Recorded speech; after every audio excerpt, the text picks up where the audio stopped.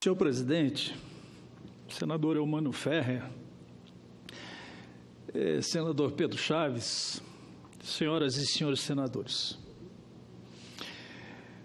presenciei hoje alguns debates que se transformaram num verdadeiro festival de insultos e de ofensas. Quero expressar aqui, dessa democrática tribuna, que essa não é a minha forma de fazer política, essa não é a minha forma de manifestação. As manifestações, os discursos, os pronunciamentos, os debates têm que ser sempre respeitosos, leais e propositivos. Principalmente nesta casa, a mais alta casa do Parlamento brasileiro. A casa do equilíbrio, da serenidade, da temperança. Esta é a casa do diálogo, dos debates. E, como já falei, eles precisam ser respeitosos, propositivos e leais. Senhor presidente, os sucessivos pronunciamentos dão conta, e todos nós sabemos que o país vive um momento particularmente delicado, sobretudo pela crise econômica e política que vivemos no presente. Não há dúvida que as dificuldades são imensas. E eu quero abordar hoje aqui um tema que está provocando uma inquietação muito grande no meu estado, nas maiores cidades catarinenses e certamente também em todo o Brasil. Falo, senhor presidente, da crise da segurança pública, na onda de violência que se alastra pelo estado de Santa Catarina, pelas grandes cidades e pelo Brasil, e pela especial atenção que esses grandes centros urbanos precisam ter das autoridades estaduais e federais. Florianópolis, senhor presidente, foram registrados 77 mortes violentas só no início desse ano. Coisa inédita. Nunca tinha acontecido isso na história recente da capital dos catarinenses. Números extremamente expressivos se comparados aos anos anteriores. A falta de oportunidade, o desemprego, as desigualdades, as diferenças sociais, os descasos dos governos com políticas públicas de assistência social levaram nossos jovens à marginalidade. Além dessas causas sociais, a disputa entre facções criminosas pelo comando do tráfico de drogas é visíveis em Santa Catarina, nas grandes cidades e certamente em todo o país. Os nossos jovens hoje, sem oportunidade de emprego, sem esperança, tendem a ir para as drogas, das drogas para o tráfico, do tráfico ou para a cadeia ou para o cemitério, que é o destino de milhares e milhares de jovens desse país. Isso, na minha opinião, é muito grave. Desde 2012, Santa Catarina sofreu nada mais, nada menos de que 4 ondas de violentos protestos e atentados. As batalhas entre facções criminosas instaladas em Santa Catarina têm provocado insegurança, indignação e revolta da população, especialmente, como já falei, das grandes cidades catarinenses. Essa é mais uma versão do Brasil de hoje. A grande verdade é que os governos federais, estaduais, não possuem uma estratégia preventiva capaz de se antecipar aos fatos, de se antecipar os problemas e alterar essa triste realidade que estamos enfrentando em Santa Catarina e no Brasil. Como exigir, então, dos nossos jovens, sem oportunidades, comportamentos diferentes? Vivemos uma crise histórica e sem precedente, onde a necessidade de reformas é iminente. e nós falamos aqui diariamente sobre as reformas necessárias. Uma das reformas que não estava no bojo das reformas das quais estávamos discutindo sistematicamente aqui, apareceu agora no pronunciamento da senadora Cátia Abreu, que quem sabe essa não seja uma reforma também tão importante quanto as outras reformas que nós estamos hoje discutindo, como a trabalhista, como a política, como a previdenciária, e como esse debate precisaria vir à tona aqui no Senado Federal. E o que a gente presencia hoje é o desemprego, que chegou a atingir 13,7%, 14 milhões de pessoas desempregadas. E o desemprego, senador Eumano Ferrer, é a fase mais cruel da crise, porque o cidadão desempregado, ele deixa de ser alguém, ele deixa de ter a sua identidade, ele deixa de ter o seu orgulho, ele perde a esperança no futuro, e a vida passa a ser para ele um encargo que muitas vezes quase insuportável de conviver. Imagine milhões e milhões de pais desempregados hoje, a situação que eles estão enfrentando e vivendo. E isso é muito sério. Nós precisamos agir com mais rapidez, porque nós só vamos sair da crise com crescimento econômico, com geração de oportunidade e geração de empregos. E empregos não dá em árvores. Nós precisamos de uma política mais consistente, mais rápida, porque senão a crise, ao invés de diminuir, ela vai se avolumar e as consequências delas são mais terríveis do que essas que efetivamente nós estamos vivendo no presente.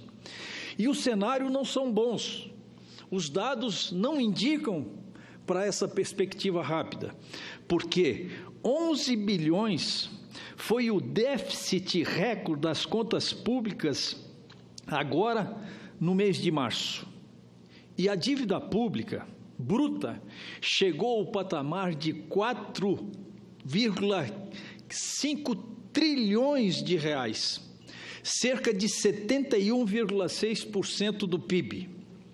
Ora, senhor presidente, senhoras e senhores senadores, o problema maior não é a espantosa dívida, muito pelo contrário, e sim o custo da dívida para os brasileiros e para as brasileiras.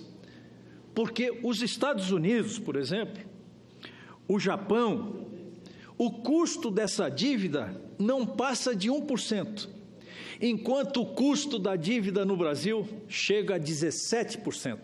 Então, o problema não é única e exclusivamente a dívida propriamente dita, mas sim os encargos dela, os juros que nós pagamos, as dificuldades que temos para rolar essa dívida. Portanto, senador Eumano, que preside os trabalhos nesta noite, os Estados Unidos, o Japão e outros países desenvolvidos, onde tem o controle da economia, é normal, vamos dizer assim, buscar dinheiro, se endividar para fomentar obras de infraestrutura e de interesse nacional, porque o custo dessa dívida, ele não é proibitivo como é proibitivo no Brasil, e que, lamentavelmente, aqui no Brasil chega às raias de 17%, o que, na verdade, é um grande absurdo. E é só nós nos depararmos com os números.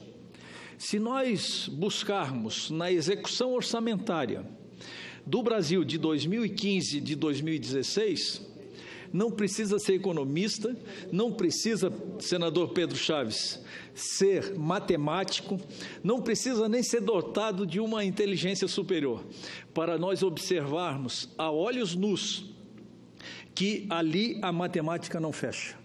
Nós vamos nos deparar com um juro que pagamos em 2015, que, se eu não me engano, foi próximo de 500 milhões de reais, 500 bilhões de reais, e também, agora em 2016, nós chegamos a pagar praticamente 1 trilhão e 300 milhões de reais do serviço da dívida e dos juros pagos para a rolagem da dívida. Isso, por si só, nós não temos nem condições de mencionar exatamente o que isso efetivamente significa. Nós conseguimos só mensurar isso na medida que comparamos esse custo, essa dívida, com outros investimentos como saúde, educação, transporte e segurança pública. Enquanto nós gastamos para pagar a dívida e para pagar os juros da dívida cerca de 1 trilhão de reais e mais alguns bilhões, nós investimos em saúde cerca de 10% disso ou menos, cerca de 100 bilhões de reais.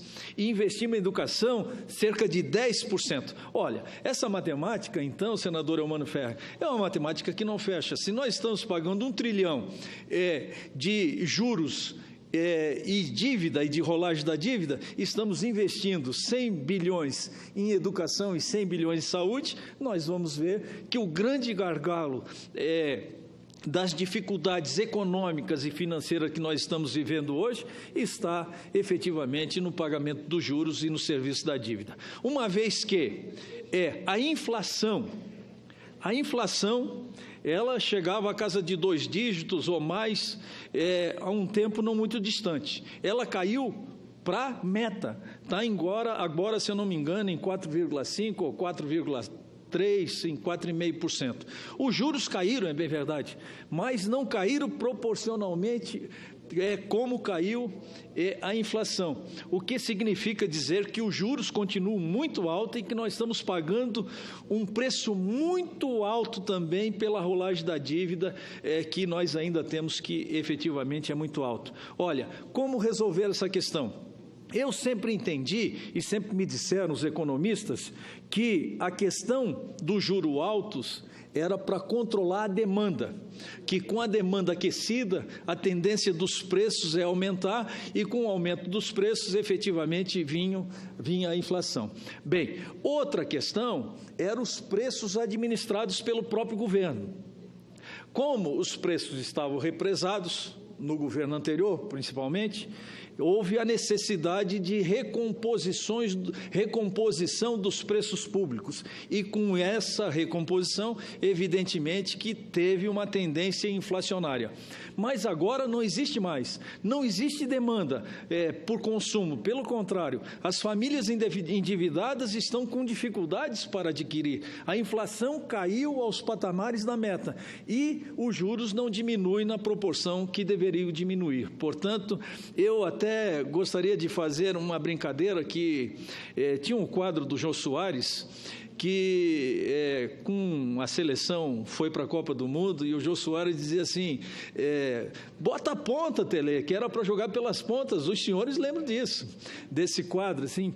Então, vamos baixar, senador Hélio José, vamos baixar os juros cada vez mais rápido, fazer esse coro aqui, porque isso aí é que está corroendo os orçamentos domésticos, o orçamento público, o orçamento das empresas, e o governo fica sem capacidade de investimento. Não é possível fazer uma renegociação disso, não é possível. A cada um ponto percentual que se baixa no juro, dá uma economia, se eu não me engano, de 15 a 20 bilhões de reais. Ora, se o nosso déficit é de 170, 180, 190, não sabemos exatamente agora, em função de um novo recorde de déficit que acabamos de observar, imagine que num curto espaço de tempo nós superaríamos esse superávit, esse déficit financeiro que nós temos, só efetivamente com a questão do juro e da rolagem da dívida. Ora, senhor presidente, voltando ao tema da violência, eu também queria abordar aqui, ainda tem um tempinho, que Joinville, a nossa maior cidade, Santa Catarina, a capital não é a maior cidade. A maior cidade é Joinville, terra do nosso saudoso senador Luiz Henrique, que deixa muita saudade aqui, um homem honrado, íntegro, e que honrou muito o estado de Santa Catarina. Então, Joinville, nossa maior cidade, registrou 3 homicídios em menos de 24 horas no feriado de 1º de maio, o que é extremamente preocupante. Número de mortes violentas na cidade de Joinville chegou a 55 no início desse ano. Em Blumenau, o surto de violência também não é menor.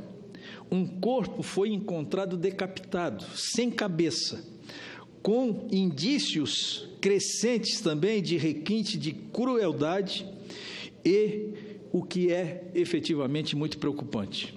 Senhor presidente, senhoras e senhores senadores, a sorte está lançada, precisamos agir rápido. Ou agimos rápido para salvar as nossas cidades e a nossa população, ou vamos observar uma crescente marginalização e com consequências irreparáveis para a população brasileira e, sobretudo, a catarinense. Precisamos voltar à era do crescimento econômico, sem o qual não teremos oportunidades de trabalho. Crescimento econômico, geração de oportunidade, como falei, na minha opinião, são as saídas para a crise, tanto econômica como social, da qual a segurança pública está inserida. Não nos esqueçamos que somos diferentes muitas vezes porque tivemos oportunidades diferentes. E o que a população brasileira, as pessoas que estão desempregadas, os nossos jovens, os nossos adolescentes, muitas vezes o que precisam é de uma oportunidade, que nesse momento não as têm. Por isso, eu quero conclamar a todos os meus colegas, meus prezados e distintos e diletos companheiros, senadores e senadores, para nós travarmos essa batalha juntos, no sentido de construir um projeto que possa merecer de todos nós o esquecimento das nossas diferenças, nos apoiarmos naquilo que é mais sublime no ser humano, que é de construir um Brasil de oportunidades, seguro e socialmente justo. Muito obrigado, senhor presidente. Era isso que eu tinha a falar. Agradeço as palavras de Vossa Excelência e, incontinente, convido o nobre senador Randolfo Rodrigues para falar pela liderança da rede, nobre senador do estado do Amapá. Inclusive, o senador Davi Alcolumbre aqui está presente para ouvir Vossa Excelência.